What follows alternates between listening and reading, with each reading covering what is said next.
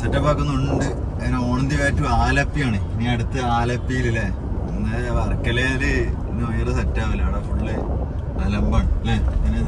Full അലമ്പാ. ശരിയില്ല, team ശരിയില്ല അവിടെ. ഞങ്ങളിങ്ങനെ നൈസായിട്ട് കാപ്പിൽ ബീച്ച് കയറി. കാപ്പിൽ ബീച്ചിൽ ജുനൈദിന്റെ വക പോലീസുകാർക്ക് ചായ ഉണ്ടായിരുന്നു. നല്ല സോപ്പിട്ടാണ് കോഫിയെ കൊണ്ടെടുത്തോട്ടെ. തീരെ ഇഷ്ടമല്ലാത്ത ആൾക്കാരാ. വേറെ കാര്യം പിന്നെ സംഭവം എന്താ പറയുക, പോലീസുകാര് പറഞ്ഞ കഥ കേട്ടിട്ട് നമ്മള് കിടന്നിറങ്ങിയ പല കോളനികളും ഡേഞ്ചറിനി. പക്ഷെ എന്തായാലും സ്നേഹം ഭയങ്കര സ്നേഹത്തിലെ പെരുമാറും. പക്ഷെ ഞങ്ങൾക്ക് നല്ല സ്വീകരണ.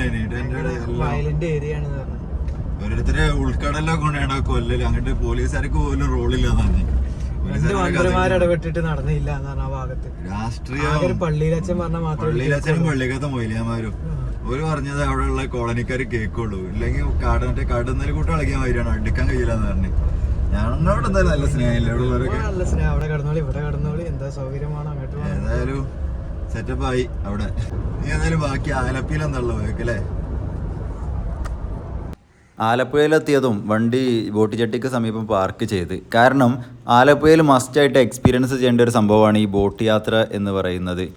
ഇവിടെ വന്നപ്പോൾ ബോട്ട് തിരിക്കുന്ന ഒരു കൗതുകകരമായ കാഴ്ച കണ്ട്. ഫസ്റ്റ് ടൈം ആയതുകൊണ്ട് ഒരു എക്സൈറ്റ്മെൻറ്റ്. കാരണം ഫ്രണ്ടിലൊരാൾ കയറി നിന്നിട്ട് കഴുക്കോല് കൊണ്ട് ഫ്രണ്ട് ഒരു ഭാഗത്തേക്ക് അങ്ങോട്ട് തള്ളും. അതേസമയം പിറകിൽ നിന്ന് ഒരാൾ കയറ് വലിച്ചിട്ട് ഈ ബാക്ക് ഭാഗം മുന്നോട്ട് കൊണ്ടുവരും. അങ്ങനെയാണ് ഈ ബോട്ട് തിരിക്കുന്നത്. ഇത് ആലപ്പുഴ വേണാട് ഭാഗത്തേക്കുള്ളൊരു ബോട്ടാണ്. അധികം വൈകാതെ കൈനകരി ഭാഗത്തേക്കുള്ള ബോട്ട് ഓടിപ്പാഞ്ഞ് മുന്നിൽ തന്നെ കയറിയാണ്. എവിടത്തെ ഉള്ളതൊക്കെ എടുക്കാൻ തുടങ്ങിയാണ്. എന്താ അവസ്ഥ അറിയാം.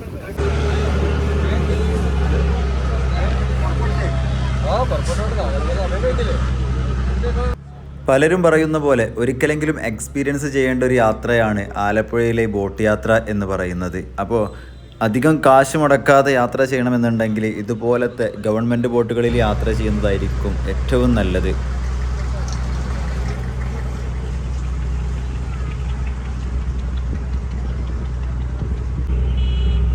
അവിടെ ഇങ്ങോട്ട് അടിച്ചാ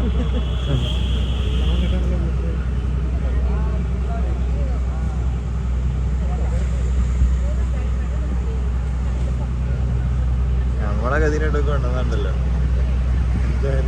ഉൾനാടൻ സഞ്ചാരികൾക്കായിട്ട് ഗവൺമെൻറ് ഒരുക്കിയ ഒരു സംഭവമാണ് ഈ കാണുന്ന C Kuttanad double decker boat. ഇതിൽ 90ഓളം സീറ്റുകളുണ്ട്. പക്ഷേ ബുക്ക് ചെയ്തിട്ട് വേണം ഈ ഒരു ബോട്ടിൽ കയറാൻ.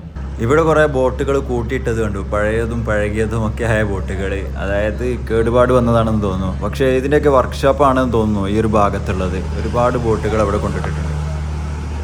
ഞങ്ങൾ സഞ്ചരിക്കുന്ന ഈ ഒരു ബോട്ടിൻ്റെ മുകളിൽ ഇരിക്കണമെങ്കിൽ 63 രൂപ ടിക്കറ്റ് എടുക്കണം. താഴെ ടിക്കറ്റ് റേറ്റ് കുറവാണ്.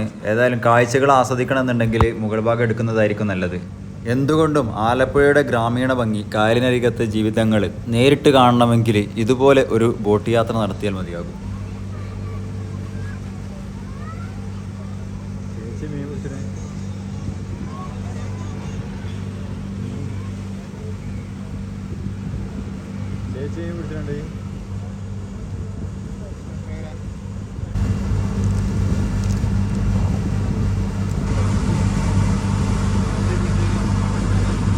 ഈ ഒരു സമയമാണ് ആലപ്പുഴയിലെ സീസൺ എന്ന് പറയുന്നത്. അതുകൊണ്ട് തന്നെയാണ് ഇത്രയധികം ഹൗസ് ബോട്ടുകൾ നിരന്ന് നിൽക്കുന്നത് കാണുന്നത്.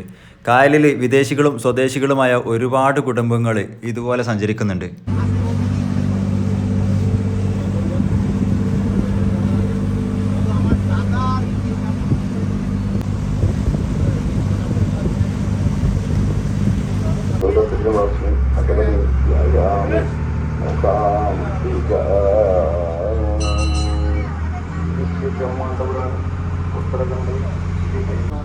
ഇതാണ് ലാസ്റ്റ് സ്റ്റോപ്പ്. മേലെ 60 റുപ്യ.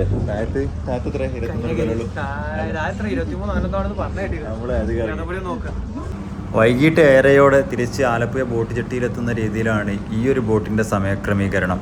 അധികം ചെലവില്ലാതെ ഫാമിലിയായിട്ടും ഫ്രണ്ട്സായിട്ടൊക്കെ ഒരു ബോട്ട് യാത്ര ആലപ്പുഴയിലൂടെ നടത്തണമെന്നുണ്ടെങ്കിൽ ഇതുപോലെ ഒരു ബോട്ട് യാത്ര തന്നെയായിരിക്കും നിങ്ങൾക്ക് ഉചിതം.